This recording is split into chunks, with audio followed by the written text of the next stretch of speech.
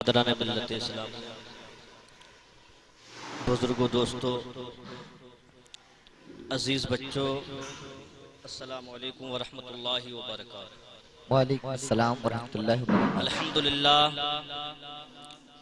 الحمدللہ علی کل حال، والصلاة والسلام علی صاحب الحسن والجمال، اما بعد فاعوذ باللہ من الشیطان الرجیم، بسم اللہ الرحمن الرحیم۔ قال اللہ تبارک و تعالی فی القرآن العظیم والفرقان الحمید، انا انذرناکم عذابا قریبا یوم ینظر المرء ما قدمت یداہ ویقول الکافر یا لیتنی کنت ترابا۔ صدق اللہ العلی العظیم وصدق رسولہ النبی الامین المبین المتین المعین الکریم، ونحن علی ذالک لمن الشاہدین والشاکرین، والحمد للہ رب العالمین۔ حضرات، خوش نصیب ہیں آپ حضرات کہ آپ کافی دیر سے یہاں پر بیٹھ کر اللہ اور اس کے رسول کا ذکر جمیل سماعت فرما رہے ہیں۔ حضرات، جیسے کہ آپ جانتے ہیں کہ آج کی اس محفل کا انعقاد جناب عرفان بھائی کی اہلیہ کے اس دار فانی سے دار بقا کی جانب کوچ کر جانے کے وجہ سے ان کے ایصال کے ثواب کے لیے کیا گیا۔ میں رب تبارک و تعالیٰ کی بارگاہ میں یہ دعا کرتا ہوں کہ اللہ تبارک و تعالیٰ اس محفل پاک کے صدقے میں ان کے گناہوں کو معاف فرمائے، انہیں جنت میں اعلیٰ سالا مقام عطا فرمائے، گھر والوں کو صبر جمیل عطا فرمائے۔ حضرات، مجھے عرفان بھائی نے بتایا کہ فلاں دن فاتحہ ہیں، اور پھر میں آج تقریباً صبح 4 بجے ہی دلی سے آیا، لہذا میں آ گیا، میری حاضری ہو گئی، یہ میرے لیے کافی ہے۔ اور آپ کافی دیر سے سن بھی رہے ہو، اور میرے بات ایک ولولہ انگیز خطاب آپ کو حضرت علامہ مولانا وسیم صاحب کا سننا ہے۔ میں تو کہہ رہا تھا کہ آپ ہی خطاب کر دیجئے، لیکن حضرت نے کہا تو تھوڑی دیر کے لیے حصول برکت کے لیے میں بھی حاضر ہو گیا ہوں، کہ آثار سفر میرے چہرے سے بھی نمودار ہوں گے، اور تھکن بھی ہے، نیند بھی پوری نہیں ہوئی ہے۔ اور مجھے بڑی خوشی ہوئی کہ کافی دنوں کے بعد مولانا وسیم صاحب سے ملاقات بھی ہو گئی، اور اس بات کی بھی خوشی ہوئی کہ اب پوری ذمہ داری میرے اوپر نہیں ہے، حضرت کے اوپر میں نے ڈال دی۔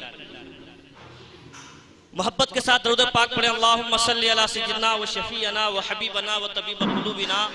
و مولانا محمد مبارک وسلم، صلاۃ و سلام علیک یا رسول اللہ صلی اللہ تعالی علیہ وسلم۔ مجھے اے جلوے کعبہ لگا لے اپنے سینے سے، مجھے اے جلوے کعبہ لگا لے اپنے سینے سے، خطائیں بخشوا کر آ رہا ہوں میں مدینے سے، اور جہنم نے جلانے سے کیا انکار یہ کہہ کر، جہنم نے جلانے سے کیا انکار یہ کہہ کر، مدینے کی مہک آتی ہے مجرم کے پسینے سے، مدینے کی مہک آتی ہے مجرم کے پسینے سے۔ اور مجھے اتنا یقین ہے نسبت آل پیغمبر پر، مجھے اتنا یقین ہے نسبت آل پیغمبر پر، کہیں بھی دفن کر دیں لوگ اٹھوں گا میں مدینے سے، کہیں بھی دفن کر دیں لوگ اٹھوں گا میں مدینے سے۔ محبت کے ساتھ ایک مرتبہ درود پاک پڑھیں، اللہم صلی علی سیدنا و شفیعنا و حبیبنا و طبیب قلوبنا و مولانا محمد مبارک وسلم، صلاۃ و سلام علیک یا رسول اللہ صلی اللہ تعالی علیہ وسلم۔ حضرات، ابھی آپ نے بڑے بہترین انداز میں شاعر اسلام جناب طاہر رضا رامپوری صاحب سے آپ نے نعت و منقبت سماعت فرمائی اور اپنے قلوب کو محسوس فرمایا، اور اس سے پہلے بھی آپ نے بہترین انداز میں نعت خواہ حضرات سے نعت پاک سماعت فرمائی، اور ماشاءاللہ آپ پورے جوش میں نظر آ رہے ہیں، اور عالم تصور میں آپ مدینے کی گلیوں کی سیر کر رہے تھے، لیکن اب میں آپ کو عالم تصور سے عالم حقیقت میں لانا چاہتا ہوں، جوش سے ہوش میں لانا چاہتا ہوں، اس لیے کہ جہاں جوش ضروری ہے وہاں ہوش بھی ضروری ہے، جہاں میٹھی دوائی کی ضرورت ہے وہاں کڑوی دوائی کی بھی ضرورت ہے، جہاں بیٹھے بٹھائے تمہیں جنت میں پہنچانے کی گارنٹی دی جاتی ہے وہاں یہ بھی بتانا ضروری ہے کہ رب قہار بھی ہے، وہ چھوٹے سے چھوٹے گناہ پر گرفت بھی فرما سکتا ہے۔ حضرات، روایت میں ہے کہ جو عالم اگر صرف فضیلت کی باتیں کرے، صرف رب تبارک و تعالیٰ کی صفت غفار کا ذکر کرے، تو شیطان کہتا ہے اپنے چیلوں سے کہ اب ہمیں اس بستی میں ٹھہرنے کی ضرورت نہیں ہے، اس بستی میں ہمیں ورک کرنے کی ضرورت نہیں ہے، بلکہ جو ہمیں کرنا تھا وہ یہاں کے جو عالم صاحب ہیں، یہ جو امام صاحب ہیں، وہ خود ہی کر رہے ہیں،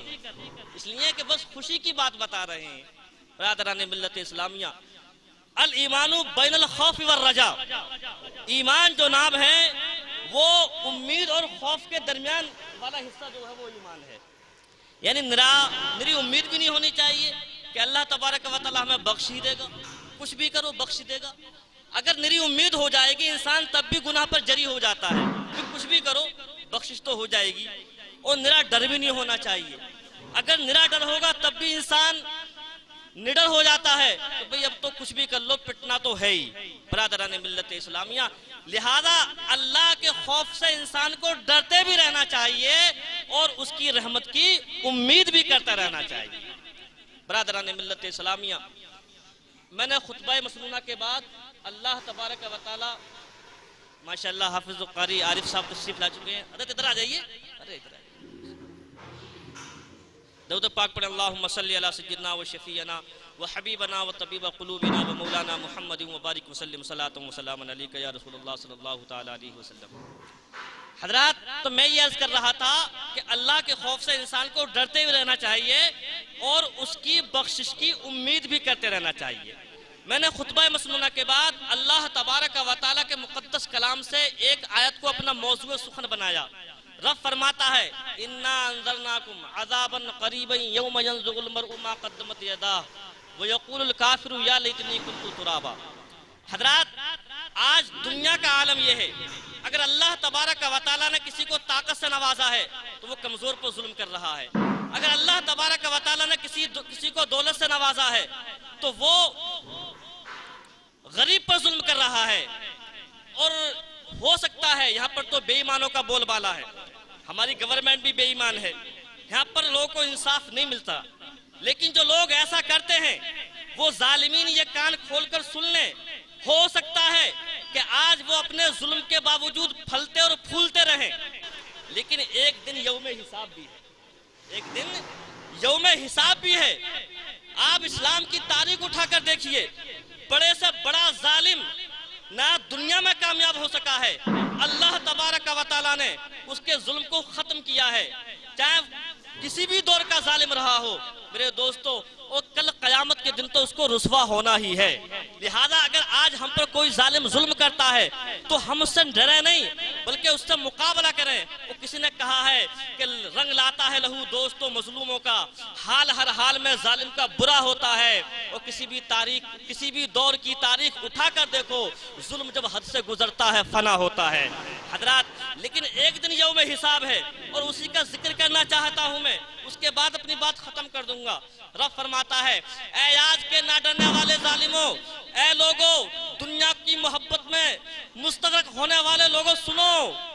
اِنَّا أَنذَرْنَاكُمْ عَذَابًا قَرِيبًا يَوْمَ يَنظُرُ الْمَرْءُ مَا قَدَّمَتْ يَدَاهُ، کہ ہم تم کو ڈراتے ہیں اس دن کے عذاب سے جو قریب ہے، زیادہ دور بھی نہیں ہے، قریب ہے۔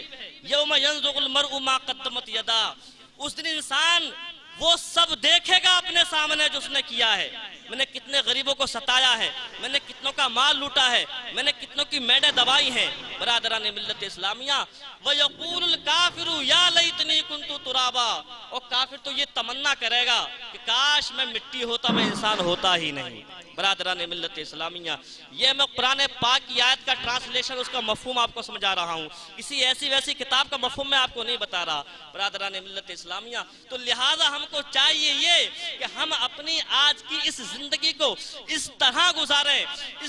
گزاریں کہ تاکہ ہماری وہ دنیا اچھی ہو جائے، اور انسان کی موت کا کچھ پتہ نہیں ہے۔ آج کل بس خبریں ملتی ہیں کہ فلاں انسان کا انتقال ہو گیا۔ برادران ملت اسلامیہ، اور یہ 11ویں شریف کا مہینہ ہے، لوگ سرکار غوث اعظم رضی اللہ تعالیٰ عنہ سے بڑی محبت کرتے ہیں،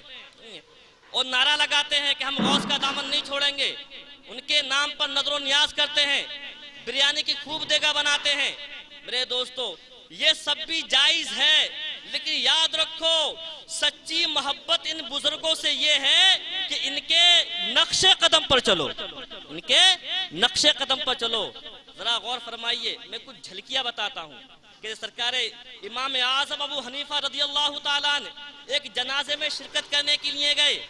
شدت کی دھوپ ہے، گرمی پڑ رہی ہے، کسی نے کہا حضور اس مکان کے سائے میں کھڑے ہو جائیے، آپ کو تھوڑا آرام مل جائے گا۔ تو آپ نے فرمایا نہیں، میں اس مکان کے سائے میں کھڑا نہیں ہو سکتا، اس لیے کہ اس صاحب مکان پر میرا قرضہ ہے، کہیں ایسا نہ ہو کہ اس کے سائے میں کھڑا ہونا میرے لیے سود بن جائے۔ اللہ اکبر کبیرہ۔ آج ہمارا عالم دیکھیے کہ ہم جانے انجانے میں خوب سود کھا رہے ہیں۔ برادران ملت اسلامیہ، ٹھیک اسی طرح سرکار غوث اعظم رضی اللہ تعالیٰ عنہ کی زندگی کو جب ہم ملاحظہ فرماتے ہیں تو آپ نے 40 سال تک مسلسل عشاء کے وضو سے فجر کی نماز ادا کی، مطلب یہ تھا کہ پوری رات عبادت کرتے تھے۔ میرے دوستو آج ہمارا عالم کیا ہے؟